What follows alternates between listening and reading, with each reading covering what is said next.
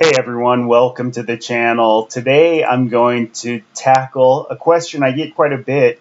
How do you get stock information directly into Excel? That way you can avoid having to click through multiple pages on Yahoo Finance or wherever you get your stock information. Or how can you have it directly in Excel to manipulate it much more easily? So there was a process in previous versions of Excel that required you to link directly to a website, and you'd have to type in, where it was and select a table. And it was kind of difficult. They've made it a lot simpler in Office 365. So that's what we're going to look at, how to use this data types here for stocks. So let's start by coming up with a few tickers here that we can use to identify the stock information. So we'll just go Apple, Amazon, Google, Tesla, Ford to make it easy. And then the next step you need to do is go Insert Table, or just hit the Control T shortcut. Make sure you've got the right information that you want and hit OK.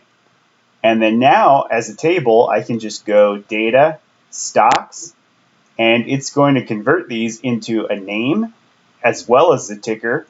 And then it gives you this nice add column, and it has all the information already available for you to choose from.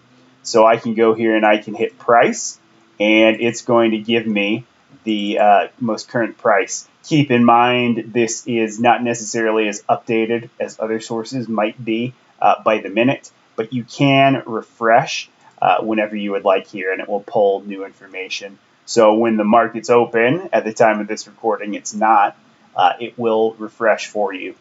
Other information is found here. You've got lots of different parameters you can find. You get PE, you can get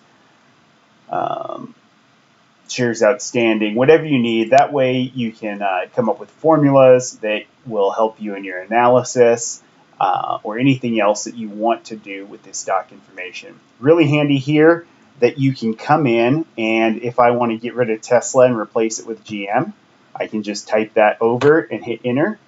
Notice it takes a sec, and then it's going to refresh it as well.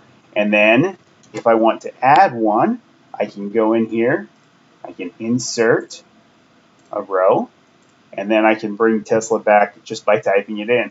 So really handy tool to have in your arsenal.